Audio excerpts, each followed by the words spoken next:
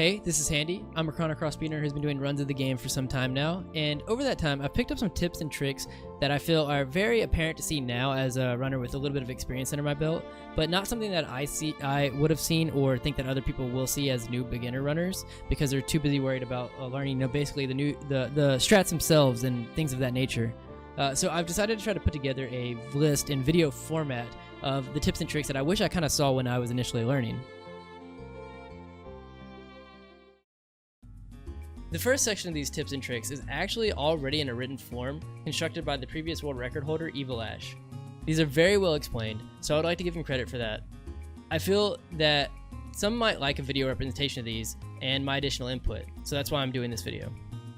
The first tip is actually really quick and simple, but it's just that you can just save the effort of mashing to go into places. On most of the world map, you can just maintain an X button press to automatically enter. There are a few exceptions to this, such as landing or entering from the boat.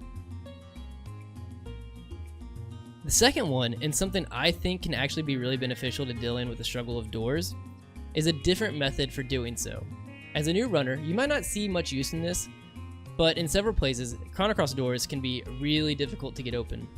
I'm not 100% sure why this happens, but I personally feel it's when you go too far into a door, or rather that your character model box is pressed past the box to open the door.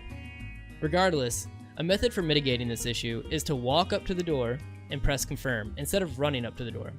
This means you can hold L1 and either mash X or hold circle. A very important area to practice this in is the ghost ship, as the doors are notoriously rough and for not getting them, and not getting them open can result in an extra encounter. The third tip is changing your camera mode. Changing to dynamic camera makes your inputs in every battle 100% consistent instead of being dependent on things like different camera angles. This means things like turning red, your middle character, will always be the inputs right or left twice, then X.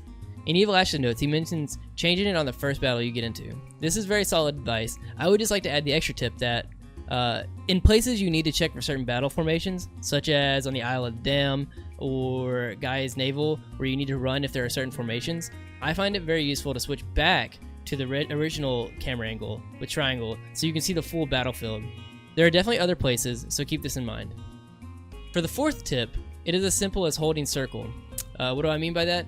Whenever you do a series of attacks with a character, let's just use 2-2-2 fireball or something as the example, and the enemy goes after the last two but before your element, hold circle. This means it will cancel your running back up to the enemy before being able to cast the element. Instead, the character will stay in place and you can just cast immediately.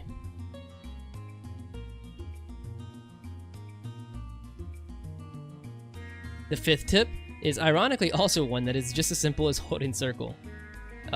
In battle with text, cue several of the salt and pepper battles, you can just hold circle to get through all of the text. Not only is it easier, but it is actually faster.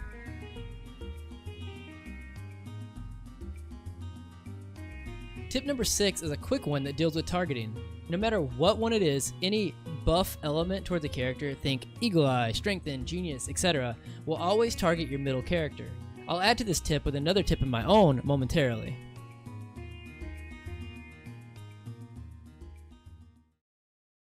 The seventh tip is still one listed by Evil Ash, and that is a list of battles to go practice. These are important battles that can make or break your run, even for intermediate runners. I still sometimes struggle or worry about these battles. These are battles where counting and knowing AP is very, I cannot stress enough, very important. These 5 battles that a new player should focus on are Dario, because you need to count stamina, and it's very important for this fight, Miguel, Garai, Dragon God, and Taurosoid. Starting with this 8 tips are ones not listed in Evil Ash's notes. This one is simple. Use your D-pad in certain rooms/areas to make movement easier for you. In a lot of rooms, it will position you in a way that when you enter it, you can just solely hold one direction and it will bring you where you need to go. Here's a few examples.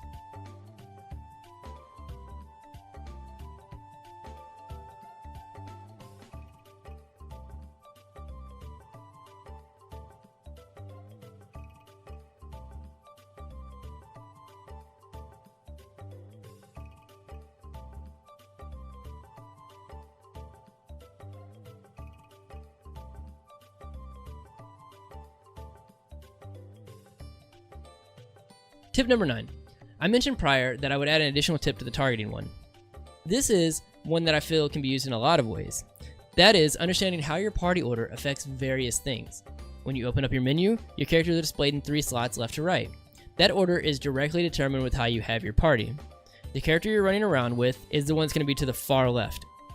Your second character is going to be in the middle, and the last character is going to be to the far right. This knowledge can be useful for menuing quicker. However, the really important part for me is knowing that your character order can help you with targeting them. When you get into battle, you'll see, in the exact order I mentioned for menus, 3 boxes with your characters' names. Your middle character in battle is the first one highlighted and the one to the far left. This is useful because you can look at this and know if you press right, you go to the box to the right, and if you hit left, you wrap around to the last box. This takes away the, oh, I forgot who was where moments when running. Mess around with this and you'll find how it's useful. Tip number 10, and the last one for this video. Organize your menus. I didn't do this for the longest time, and instead I just kind of like did the menus while I trying to read the notes. But if you organize your menus, it means you won't have to guess where things are, and you will kind of get like muscle memory as to where you need to go to equip certain things. So just don't scroll around and aimlessly look for the elements that are in different locations every time, and instead just kind of practice with knowing after you organize where things are. Hey guys, it's Handy. Thanks for watching again. This is a little bit of a new type of video for me. I'm not used to kind of making these like type of videos for speedrunning content, but I've been trying to think of ways to incorporate Chrono into more content, and I felt like this was a good way to kind of give some information I feel like I knew about the game. Main point is if you're ever wondering who any of the clips from the streams were that I used in this video, those were from me. Once again, I'm a streamer over at twitch.tv/superhandy. I speedrun games like Chrono mainly right now because I'm trying to hit sub 7.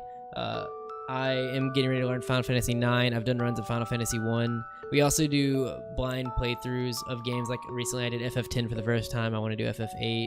If any of that sounds interesting to you, maybe drop me a follow over there. Maybe leave a like on this video if you kind of like this video as well. We also have a Discord that I'll leave a link into the description for.